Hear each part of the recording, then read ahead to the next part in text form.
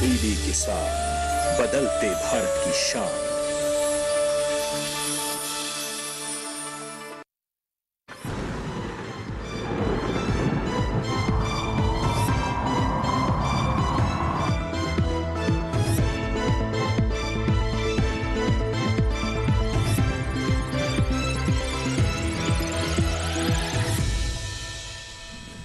नमस्कार, आप सभी का स्वागत मौसम खबर में। मैं हूं मुकुल शर्मा। मौसम खबर में आपको बताएंगे देश के कौन से ऐसे हिस्से जहां पर छा सकता है हल्का कोहरा, कहां चल सकती हैं तेज हवाएं, इसके साथ ही मौसम से जुड़ी हर एक जानकारी।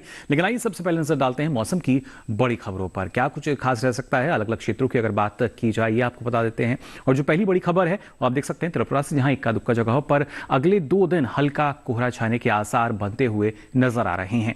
इसके साथ ही अगर बात की जाए मणिपुर की, तो यहां भी कहीं कहीं हल्का कोहरा छा सकता है, इस तरह का अनुमान जताया गया है मौसम विभाग द्वारा।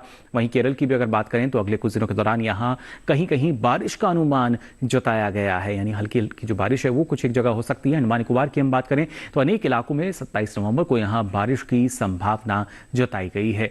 इसके साथ ही दक्षिणांतरी कर्नाटक की अगर बात की जाए तो कहीं कहीं 28 नवंबर को यहां बारिश के आसार बनते हुए नजर आ रहे हैं। अब आइए आगे बढ़ते हैं और मौसम पूर्वानुमान में आपको बताते हैं देश के अलग अलग हिस्सों में बारिश की स्थिति क्या रह सकती है, यानी कहां कहां बारिश दर्ज की जाएगी। सबसे पहले आइए देखते हैं, यहां पर आप देख पा रहे होंगे जम्मू कश्मीर की अगर बात की जाए, लेह लद्दाख की हम बात करें, कहीं भी बारिश का कोई अनुमान नहीं है। हिमाचल प्रदेश और उत्तराखंड में भी नहीं। इसके साथ साथ मैदानी राज्यों में भी आप देख सकते हैं कहीं भी फिलहाल बारिश की कोई संभावना नहीं है। पंजाब, हरियाणा, दिल्ली, उत्तर प्रदेश, कहीं भी किसी भी तरह का कोई अनुमान बारिश के लिए इन तमाम राज्यों के लिए नहीं जताया गया है मौसम विभाग द्वारा।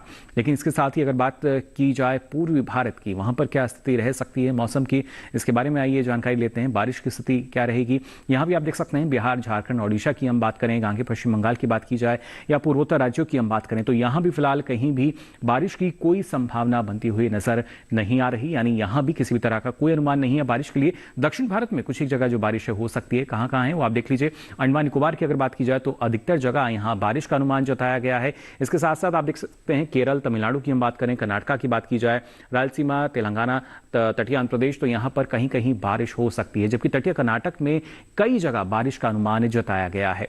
मध्य भारत की स्थिति आइए जान लेते हैं, तो देख सकते हैं आप कोंकण, गोवा की अगर बात करें तो यहां जरूर कहीं कहीं बारिश होगी। इसके अलावा कहीं भी बारिश का कोई अनुमान नहीं है। महाराष्ट्र की अगर हम बात करते हैं, छत्तीसगढ़, मध्य प्रदेश की बात की जाए, राजस्थान या फिर सौराष्ट्र और गुजरात में भी आप देख सकते हैं कहीं भी किसी भी तरह का कोई अनुमान नहीं जताया गया है मौसम विभाग द्वारा। लेकिन पिछले 24 घंटों के दौरान देखिए कहां कहां बादल बरसते हुए नजर आए। आप देख सकते हैं लक्षद्वीप की अगर बात की जाए, कर्नाटक की हम बात करें, केरल, तमिलनाडु की बात की जाए, अंडमान निकोबार, तो यहां भी कई जगह बारिश हुई। रायलसीमा में न सिर्फ बारिश बल्कि कई जगह जो हवाएं हैं वो भी दर्ज की गई। तटीय आंध्र प्रदेश में भी लगभग ऐसी स्थिति, हवाएं और बारिश की। तो तेलंगाना में भी आपने देखा कि कहीं कहीं जो बारिश है वो दर्ज हुई पिछले 24 घंटों के दौरान। और इसके साथ ही कोंकण, गोवा की अगर हम बात करते हैं, मध्य महाराष्ट्र में, तो पिछले 24 घंटों के दौरान यहां भी कहीं कहीं जो बारिश की स्थिति है वो दर्ज की गई। तो जाना आपने पिछले 24 घंटों के दौरान कहां कहां जो बारिश की स्थिति है वो बनती हुई नजर आई, और साथ ही आने वाले दिनों में किस तरीके से जो बारिश की स्थिति है वो बनते हुए नजर आ रही है। लेकिन मौसम से संबंधित और भी जानकारी आपको हम देंगे। फिलहाल रुक रहे हैं एक छोटे से ब्रेक के लिए, जल्द हाजिर होंगे। आप बने रहिए दूरदर्शन किसान पर।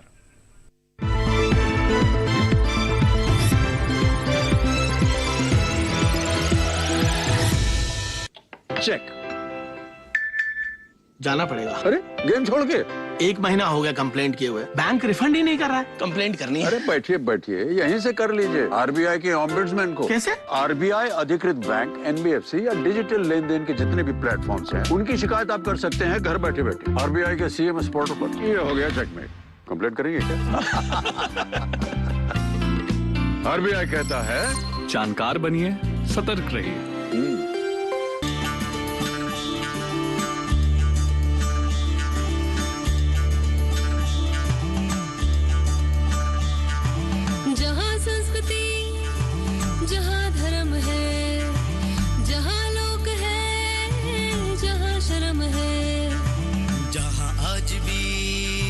वचन बड़े हैं, सीना तान गए, किश्क गड़े हैं, जहाँ बसता है अपना भारत उस पगडंडी साथ चले।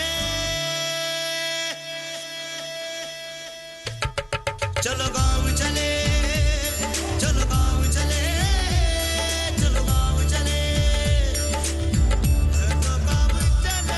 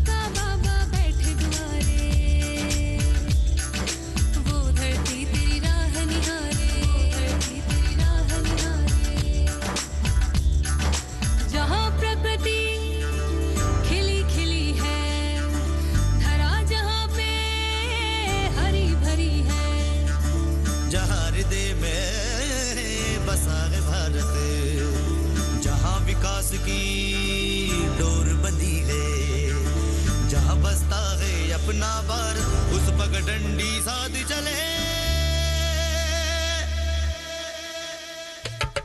चलो गाँव चले, चलो गाँव चले, चलो गाँव चले, चलो गाँव चले, चलो गाँव चले, चलो गाँव चले, चलो गाँव चले,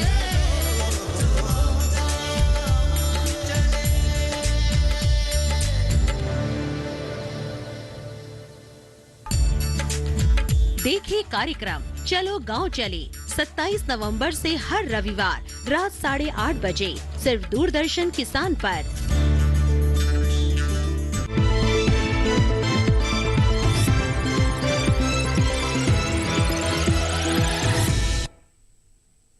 ब्रेक के बाद आप सभी का एक बार फिर स्वागत मौसम खबर में। आइए बुलेटिन में आगे बढ़ते हैं और बात कर लेते हैं यहाँ पर तापमान के हाल की। अलग अलग क्षेत्रों में किस तरीके से जो बदलाव है वो तापमान में देखा गया है, तापमान का हाल कैसा रहा है ये आपको बता देते हैं। और सबसे पहले यहाँ जानेंगे अधिकतम तापमान में किस तरह का बदलाव दर्ज किया गया है। आप देख सकते हैं अरुणाचल प्रदेश की अगर बात की जाए तो अधिकतम तापमान में इजाफा दर्ज हुआ है 3 से 5 डिग्री सेल्सियस का, यानी सामान्य तापमान के मुकाबले हमने देखा है ज्यादा ये दर्ज हुआ है पिछले 24 घंटों के दौरान। और खासतौर से ना सिर्फ अरुणाचल प्रदेश बल्कि और भी कई ऐसे क्षेत्र जहां पे जो बदलाव है वो दर्ज किया गया है अधिकतम तापमान में, जहां पे लगातार ना सिर्फ जो इजाफा है वो हुआ बल्कि कई जगह गिरावट भी हमने देखी है। इसके साथ ही तमिलनाडु पुडुचेरी की भी अगर बात की जाए तो आप देख सकते हैं यहाँ भी एक इजाफा दर्ज हुआ अधिकतम तापमान में 3 से 5 डिग्री सेल्सियस अधिक, यानी ज्यादा दर्ज किया गया है अधिकतम तापमान सामान्य तापमान के मुकाबले पिछले 24 घंटों के दौरान। किस तरीके से जो बदलाव है देखिए वो अब यहाँ अधिकतम तापमान में दर्ज किया गया है। हरियाणा, राजधानी दिल्ली और उसके साथ साथ उत्तराखंड की अगर बात की जाए तो यहाँ भी अधिकतम तापमान में इजाफा दर्ज किया गया। 1 से 3 डिग्री सेल्सियस का इजाफा जो है वो इन राज्यों में अलग अलग क्षेत्रों में दर्ज किया गया है, यानी जो बदलाव है वो देखा गया है खासतौर से अधिकतम तापमान की अगर बात की जाए। इसके साथ ही अगर नजर डालते हैं हम, ना सिर्फ आप देख सकते हैं तटीय आंध्र प्रदेश, ओडिशा का जो ये क्षेत्र है यहाँ पर, और असम, मेघालय, नागालैंड, मणिपुर, मिजोरम, त्रिपुरा, साथ ही हिमालय, पश्चिम बंगाल और सिक्किम में भी 1 से 3 डिग्री सेल्सियस ज्यादा दर्ज किया गया अधिकतम तापमान सामान्य तापमान के मुकाबले। तो ये जो बदलाव है वो हम आपको बता रहे हैं कौन से ऐसे हिस्से जहाँ पे अधिकतम तापमान में जो बदलाव है वो दर्ज किया गया है। और अभी तक हमने देखा कि इजाफा जो है वो देखने को मिला खासतौर से सौराष्ट्र कच्छ की भी अगर बात की जाए, मध्य महाराष्ट्र की हम बात करें तो यहाँ भी 1 से 3 डिग्री सेल्सियस अधिक रहा है अधिकतम तापमान, यानी यहाँ भी इजाफा देखा गया है अधिकतम तापमान में सामान्य तापमान के मुकाबले पिछले 24 घंटों के दौरान। तो यहाँ भी ज्यादा रहा है। और खासतौर से अगर बात की जाए तेलंगाना की, तटीय आंध्र प्रदेश की, साथ ही आप देख सकते हैं केरल की स्थिति भी, तो यहाँ भी अधिकतम तापमान में इजाफा हमें देखने को मिला है। 1 से 3 डिग्री सेल्सियस का जो इजाफा है वो अधिकतम तापमान में यहाँ पे दर्ज किया गया है इन राज्यों के अलग अलग क्षेत्रों में सामान्य तापमान के मुकाबले पिछले 24 घंटों के दौरान। और बात अगर की जाए यहाँ देखिए कहाँ गिरावट आई है अधिकतम तापमान में, आप देख सकते हैं पश्चिमी मध्य प्रदेश और पूर्वी मध्य प्रदेश जहाँ 3 से 5 डिग्री सेल्सियस की जो कमी है, जो गिरावट है वो मध्य प्रदेश के अलग अलग क्षेत्रों में दर्ज की गई है अधिकतम तापमान में सामान्य तापमान के मुकाबले पिछले 24 घंटों के दौरान। तो खासतौर से जो गिरावट है वो आपने देखी कहाँ दर्ज हुई है। इसके अलावा अगर हम बात करते हैं रायलसीमा की तो यहाँ भी करीब 3 से 5 डिग्री सेल्सियस की एक कमी जो है, जो गिरावट है वो अधिकतम तापमान में देखने को मिली है सामान्य तापमान के मुकाबले, यानी आमतौर पे जो स्थिति रहती है उससे अलग एक जो कमी है, जो गिरावट है वो अधिकतम तापमान में दर्ज की गई रायलसीमा के अलग अलग क्षेत्रों में। वहीं अगर बात की जाए हरियाणा, राजधानी दिल्ली जो और इसके साथ ही बिहार की भी अगर हम बात करें तो यहाँ भी आप देख सकते हैं यहाँ भी अधिकतम तापमान में कुछ गिरावट आई है। करीब 1 से 3 डिग्री सेल्सियस की जो कमी है वो यहाँ दर्ज की गई है अधिकतम तापमान में सामान्य तापमान के मुकाबले। तो ये वो क्षेत्र जहाँ पे गिरावट हमने देखी है, कमी जो है वो दर्ज की गई है अधिकतम तापमान में। लेकिन अगर बात की जाए खासतौर से आप देख सकते हैं अलग अलग क्षेत्रों में आपको, और हम अगर यहाँ की बात करें यानी ये जो कोंकण गोवा के क्षेत्र हैं यहाँ भी 1 से 3 डिग्री सेल्सियस की एक कमी जो है वो अधिकतम तापमान में दर्ज की गई पिछले 24 घंटों के दौरान। तो लगातार जो बदलाव है वो अधिकतम तापमान में नजर आ रहा है। और सबसे अधिक तापमान देखिए गुजरात के वलसाड में दर्ज हुआ, अधिकतम तापमान यहाँ रहा 36 डिग्री सेल्सियस। पिछले 24 घंटों के दौरान सबसे अधिक तापमान जो है ये दर्ज किया गया है मौसम विभाग के अनुसार। और इसके साथ ही न्यूनतम तापमान की स्थिति की अगर बात की जाए तो आप देख सकते हैं दक्षिण भारत के अलग अलग राज्य जो हैं, फिर चाहे भीतरी उत्तरी कर्नाटक के हिस्से की हम बात करें, तेलंगाना, तटीय आंध्र प्रदेश, रायलसीमा तमिलनाडु, पुडुचेरी, तो यहाँ न्यूनतम तापमान में इजाफा दर्ज हुआ है। 3 से 5 डिग्री सेल्सियस ज़्यादा ये दर्ज किया गया है। इजाफा हमने देखा है सामान्य तापमान के मुकाबले। न्यूनतम तापमान की स्थिति आपको हम बता रहे हैं किस तरह का बदलाव इसमें आया है। और साथ ही अगर बात की जाए ओडिशा की, तो यहाँ भी आप देख सकते हैं 1 से 3 डिग्री सेल्सियस अधिक रहा है न्यूनतम तापमान सामान्य तापमान के मुकाबले, यानी इजाफा जो है वो न्यूनतम तापमान में दर्ज किया गया है इन क्षेत्रों में। इसके साथ ही अगर बात करें मध्य महाराष्ट्र की और तटीय कर्नाटका, इसके साथ ही भीतरी दक्षिण कर्नाटका में भी आप देख सकते हैं यहाँ भी 1 से 3 डिग्री सेल्सियस अधिक रहा है जो न्यूनतम तापमान है सामान्य तापमान के मुकाबले। तो लगातार जो बदलाव है वो तापमान में फिलहाल नजर आ रहा है। किस तरीके का जो बदलाव है वो बनता हुआ हम देख पा रहे हैं यहाँ पर। और अगर पूर्वी राजस्थान की हम बात करें तो यहाँ आप देख सकते हैं न्यूनतम तापमान में कमी दर्ज की गई है। करीब 3 से 5 डिग्री सेल्सियस की जो कमी है वो यहाँ न्यूनतम तापमान में दर्ज की गई है पिछले 24 घंटों के दौरान सामान्य तापमान के मुकाबले। तो ये बदलाव हैं जो लगातार हमें देखने को मिल रहा है अलग अलग राज्यों के अलग अलग क्षेत्रों की अगर बात की जाए, और खासतौर से जम्मू कश्मीर की अगर हम बात करें, लेह लद्दाख की बात की जाए, या फिर हरियाणा, राजधानी दिल्ली, साथ ही उत्तर प्रदेश के जो क्षेत्र हैं अलग अलग, वहाँ भी आप देख सकते हैं यहाँ न्यूनतम तापमान में कमी दर्ज की गई है। करीब 1 से 3 डिग्री सेल्सियस की जो कमी है वो इन क्षेत्रों में दर्ज की गई पिछले 24 घंटों के दौरान।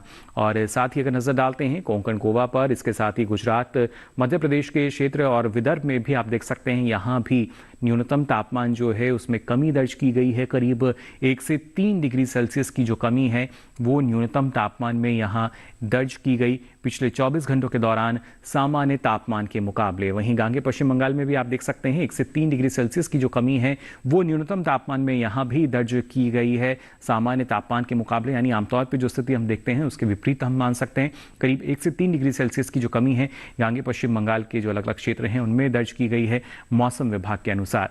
साथ ही अगर हम बात करते हैं केरल की, तो यहाँ भी आप देख पा रहे होंगे करीब 1 से 3 डिग्री सेल्सियस की जो कमी है वो यहाँ दर्ज हुई है न्यूनतम तापमान में। और मौसम में भी हमने देखा था कई जगह जो बारिश की स्थिति थी केरल के अलग अलग क्षेत्रों में कहीं कहीं वो दर्ज की गई थी। और उसके बाद अब जो तापमान में किस तरह का बदलाव आया उसकी जानकारी आपको हम दे रहे हैं। पश्चिमी राजस्थान के चूरू की अगर हम बात करें तो सबसे कम तापमान यहाँ दर्ज हुआ और न्यूनतम तापमान रहा 4.1 डिग्री सेल्सियस। जी हाँ, सबसे कम तापमान ये दर्ज किया गया है पिछले 24 घंटों के दौरान। तो जाना आपने किस तरीके से बदलाव दर्ज किया गया है अधिकतम और न्यूनतम तापमान की स्थिति में। लेकिन देश के जो प्रमुख शहर हैं वहां पर अधिकतम और न्यूनतम तापमान की स्थिति क्या रही, आइए इस पर भी डालते हैं नजर।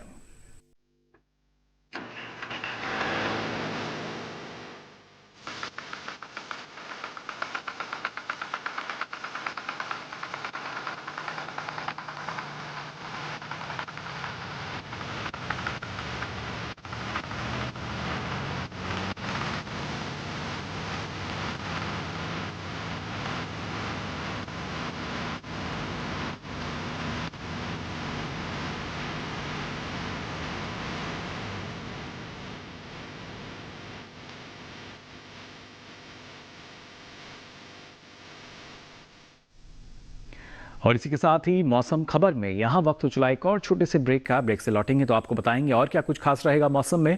आप बने रहिए दूरदर्शन किसान पर।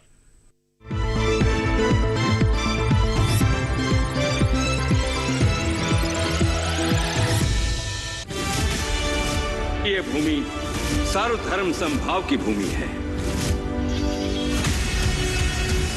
काफिरों को उनकी औकात जरूर दिखाना। आस्था का मूल्य प्राणों से अधिक होता है लुटेरे। फिर मरने के लिए तैयार हो जाओ। रूह सिर्फ हमारे रिलीजन का है, उस इंडिया का नामो निशान को मिटा देंगे। अब कोई भी मंदिर, किला या मस्जिद का निर्माण नहीं हो सकता। हमारी सहायता कीजिए। धर्म परिवर्तन करने के लिए विवश किया जा रहा है। इतने समय से हम सभी धर्मों के साथ शांतिपूर्वक रह रहे थे। अब समय आ गया है इन पशुओं को खदेड़ भगाने का, जिन्होंने धूर्तता की सीमा को पार कर दिया है। जीत या हार के लिए नहीं, हम अपने अस्तित्व के लिए लड़ेंगे।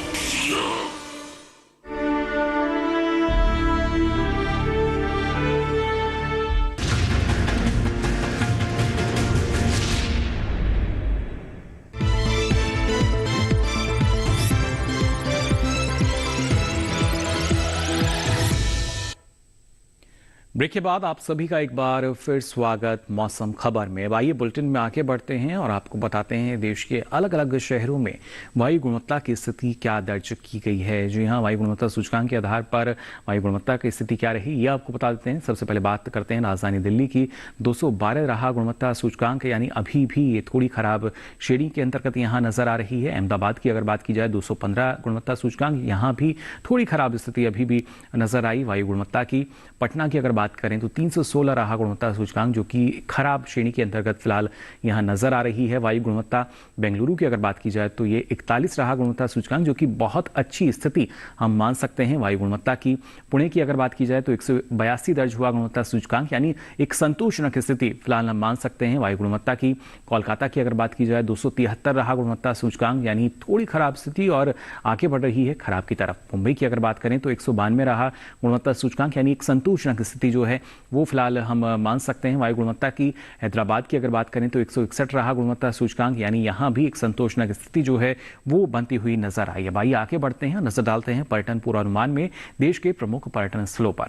सबसे पहले बात उत्तराखंड के हरिद्वार की अगर की जाए तो आप देख सकते हैं शुक्रवार से लेकर सोमवार तक चारों ही दिन जो मौसम है वो पर्यटन के लिहाज से खुला हुआ यहाँ पे नजर आ रहा है।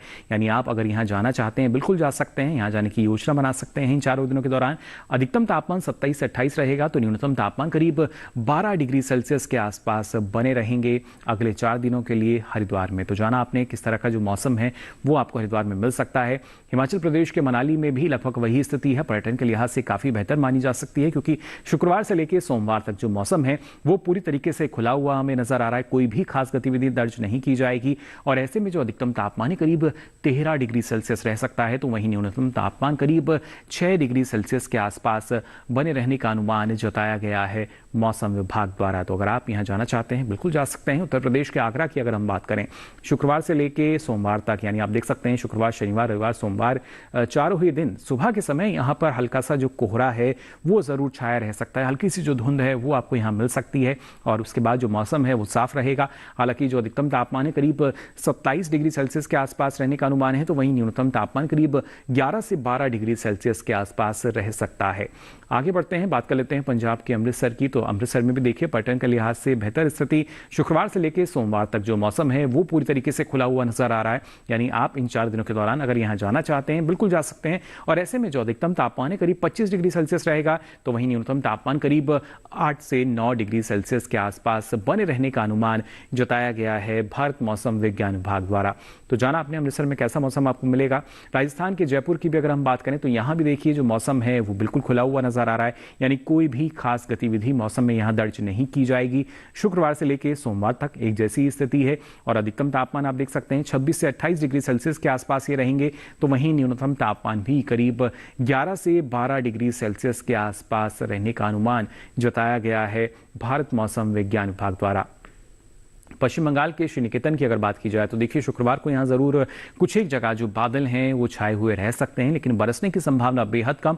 जबकि शनिवार, रविवार, सोमवार फिर अगले 3 दिन आप देख पा रहे होंगे जो मौसम है वो पूरी तरीके से खुला हुआ नजर आ रहा है और ऐसे में यहाँ भी आप देख सकते हैं जो अधिकतम तापमान है करीब 27 डिग्री सेल्सियस ये रहेगा, तो वहीं न्यूनतम तापमान भी करीब 14 से 15 डिग्री सेल्सियस के आसपास बने रहने का अनुमान जताया गया है। अब बात करते हैं बिहार के गया की, तो लगभग यहाँ भी वही स्थिति है। शुक्रवार से लेकर सोमवार तक चारों दिन जो मौसम है वो पूरी तरीके से खुला हुआ नजर आ रहा है। कोई भी खास गतिविधि यहां नजर नहीं आ रही मौसम में और ऐसे में जो अधिकतम तापमान है आप देख सकते हैं करीब 26 से 27 डिग्री सेल्सियस रहेगा, तो वहीं न्यूनतम तापमान भी करीब 9 से 10 डिग्री सेल्सियस के आसपास बने रहने का अनुमान जताया गया है मौसम विभाग द्वारा। तो कोई ज्यादा जो बदलाव है ना मौसम में ना तापमान में नजर आएगा।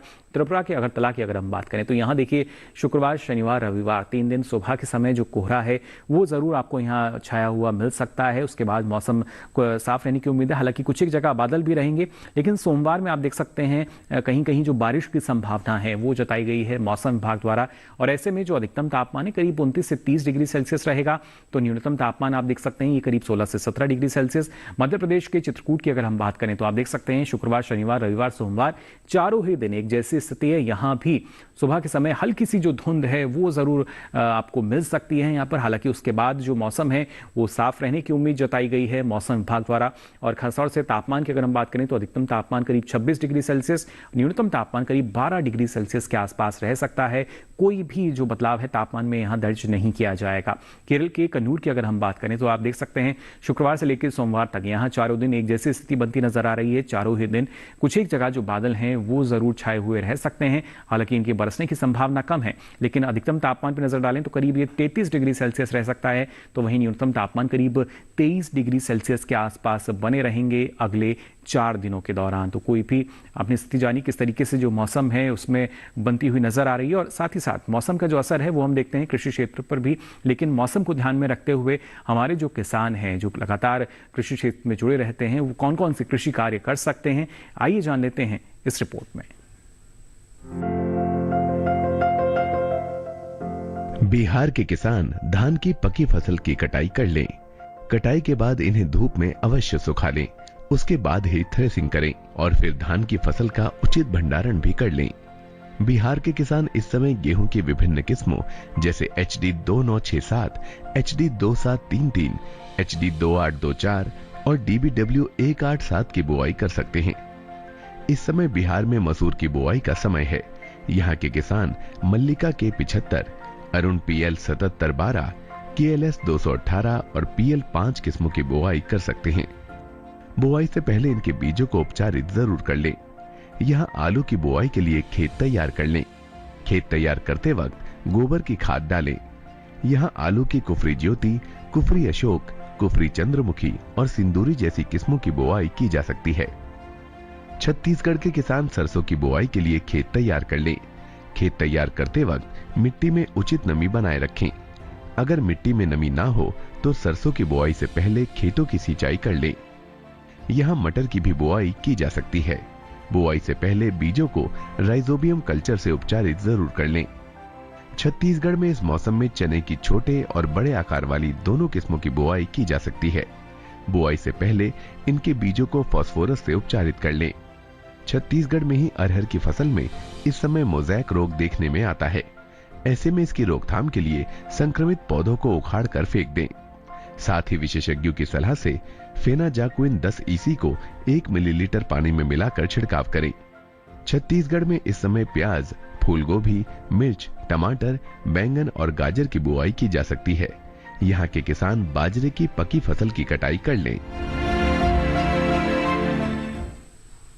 तो जाना आपने अलग अलग क्षेत्रों में कौन कौन से कृषि कार्य आप कर सकते हैं। अब आइए आगे बढ़ते हैं और आज की फसल में आपको जानकारी देते हैं आलू की खेती के बारे में। जी हाँ, इसकी जो 75 किस्में हैं उनकी आप खेती कर सकते हैं। इस दौरान किन बातों का ख्याल रखना होगा, आइए जान लेते हैं इस रिपोर्ट में।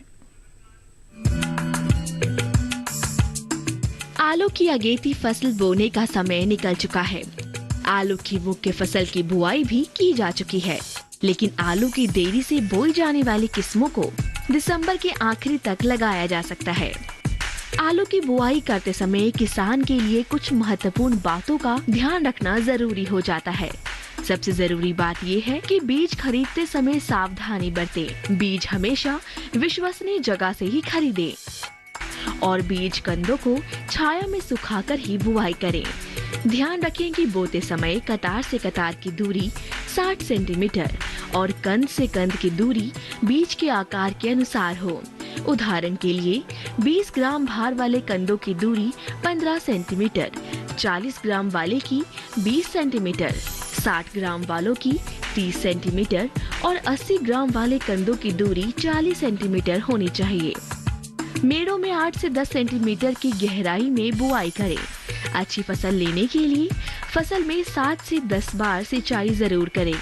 पहली सिंचाई बुआई के 10 से 12 दिन बाद अंकुरण से पहले और दूसरी सिंचाई बुआई के 20 से 22 दिन बाद करें।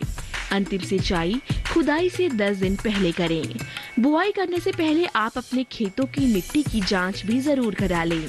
आलू की बुआई के लिए 1 हेक्टेयर में 180 किलो नाइट्रोजन, 60 किलो फास्फोरस और 100 किलो पोटाश की जरूरत होती है।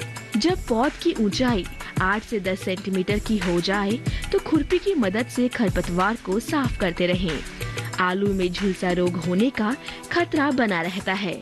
ये रोग पत्ती, डंठल और कंद सब पर लगता है। झुलसा रोग होने पर पत्तियों पर हल्के पीले धब्बे दिखाई देने लगते हैं। ध्यान रहे कि फसल में किसी भी तरह का छिड़काव करने से पहले कृषि विशेषज्ञों की सलाह जरूर लें। आप अपने नजदीकी कृषि विज्ञान केंद्रों से भी खेती से जुड़ी जानकारी ले सकते हैं। तो जाना आपने कैसे सफलतापूर्वक आप इसकी खेती कर सकते हैं। इसके लिए जानकारी का होना बेहद जरूरी है और ये सारी जानकारी अब आप देख सकते हैं डीडी किसान के यूट्यूब चैनल पर भी इस QR कोड को स्कैन करके। तो फिलहाल मौसम खबर के इस बुलेटिन में बस इतना ही। मौसम की ताज़ा जानकारियों के साथ फिर होंगे हाजिर। मुझे दीजिए इजाजत। नमस्कार।